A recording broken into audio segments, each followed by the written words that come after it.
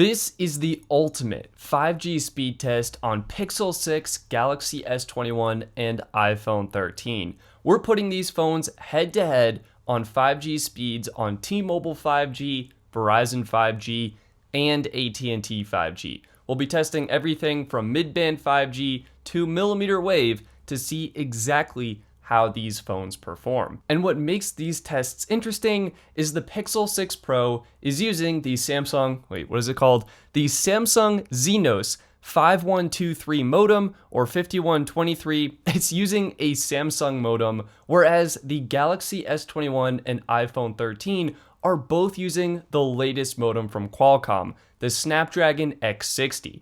So how do these phones compare when it comes to cellular performance?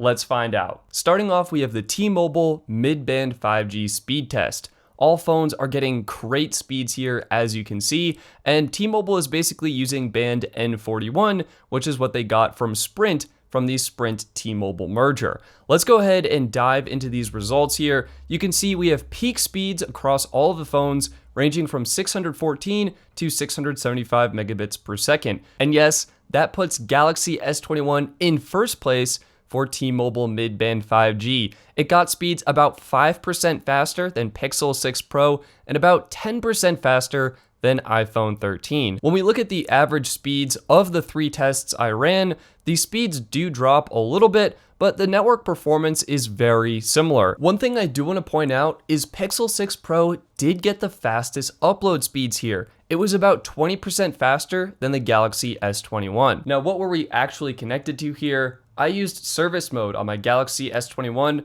which reported we had 10 megahertz of band 66, 10 megahertz of N71, and 100 megahertz of band N41 available at this cell site. That is T-Mobile mid-band 5G. Now let's move on to Verizon mmWave. And yes, as you can see, we're getting absolutely insane speeds on all phones, ranging from over 2 to 2.5 gigabits per second on the Pixel 6 Pro and Galaxy S21 to over 4 gigabits per second on the iPhone 13. Let's take a look at the peak speeds here, and you can see the iPhone 13 absolutely crushed it. It was in first place with speeds 50% faster than the Galaxy S21 and 96% faster than the Pixel 6 Pro. I'm not sure exactly what was going on here, but for whatever reason, iPhone was getting insane speeds over 4 gigabits per second, and this remained true for the average speeds. iPhone 13 remained in first, getting 55% faster speeds than the Galaxy S21 and 96% faster speeds than the Pixel 6 Pro. Unfortunately, Pixel 6 Pro did have the worst performance on mmWave, but you're still getting over 2 gigabits per second here, and I think it's tough to complain about that, especially since Verizon mmWave is one of the least available 5G coverage areas as of right now. Another thing I want to mention is the upload performance. iPhone 13 continued to be in first here, but the Pixel 6 Pro actually wasn't far behind and had great speeds, averaging over 100 megabits per second. It was the Galaxy S21 that was in dead last with an average upload of just 20.2 megabits per second.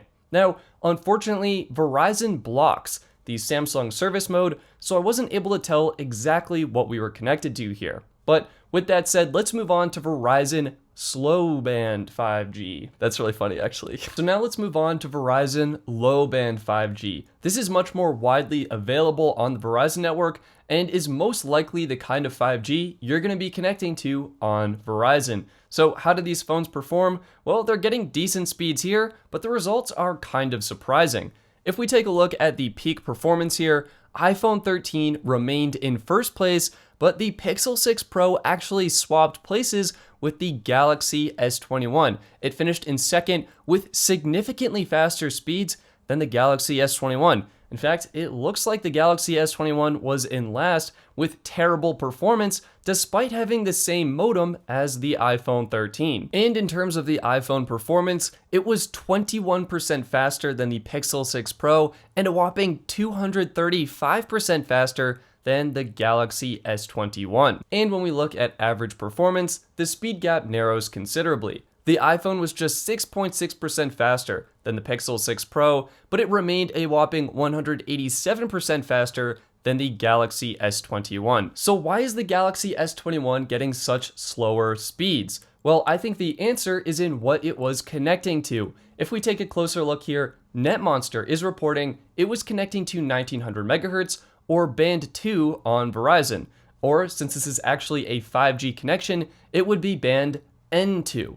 Meanwhile, if we take a look at the Pixel 6 Pro, NetMonster was reporting it was connected to 850 megahertz, which is band 5, or band N5 in the case of this 5G connection. So it's likely these speed differences were due to the difference between band N2 and band N5. And in fact, when the Galaxy S21 was in LTE Plus mode, before it actually picked up the 5G connection, it was getting smashing speeds way faster than even the iPhone 13. It got 142 megabits per second down, which is well above the peak speeds of 112 megabits per second that we saw on the iPhone 13. So I think this goes to show just how many differences there are on the Verizon network, not only in terms of what band your phone is connecting to, but whether it chooses 5G or LTE.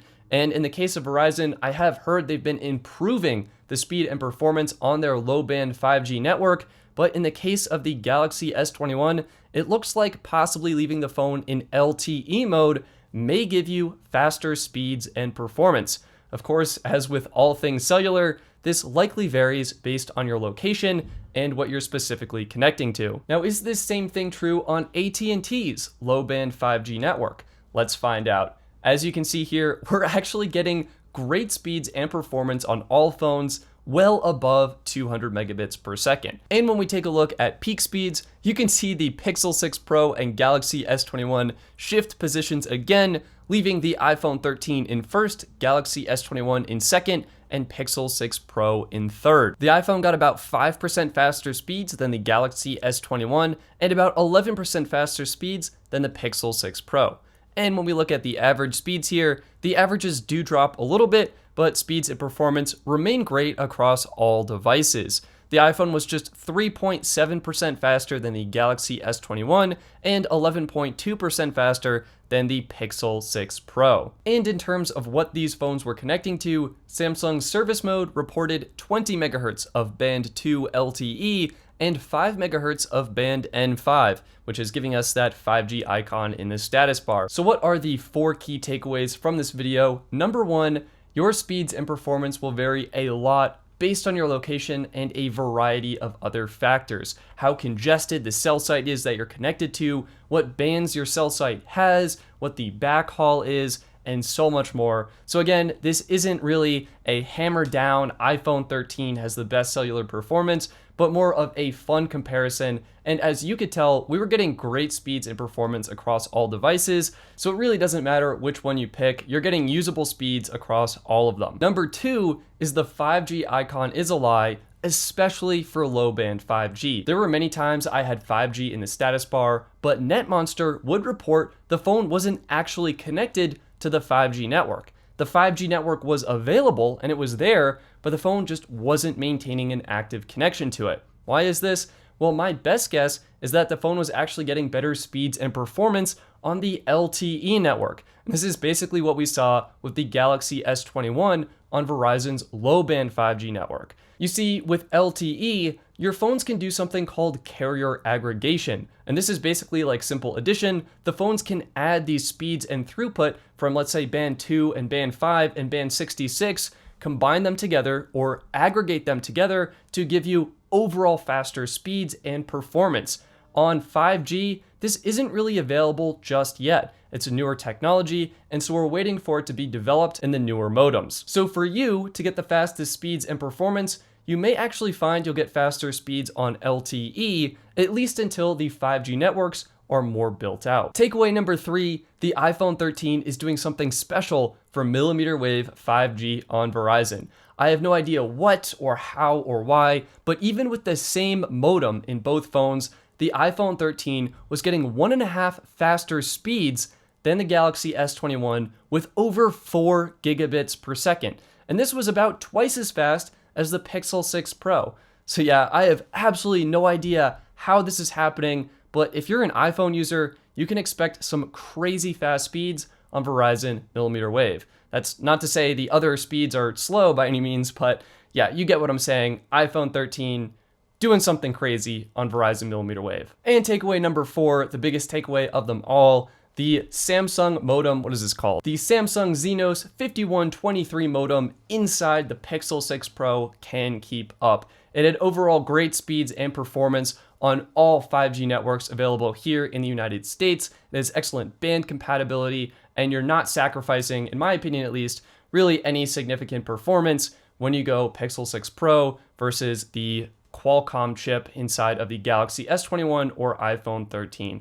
You're getting great speeds on all devices, so pick whichever one you prefer and enjoy your cellular connectivity, whether it is on 5G or possibly carrier aggregated LTE. That's going to be it for this video. Click the like button if you found it helpful or enjoyable, and be sure to share it with one friend. I would really appreciate it. And also, make sure you subscribe to the new channel, the Best Phone Plans channel. I'm doing live streams with my co-host Dennis every Thursday, so if you want to see me live with Dennis, we have a great conversation, tons of spicy takes. I think you're going to love it, so check it out and subscribe right now at the link in the video description. That's it. Peace.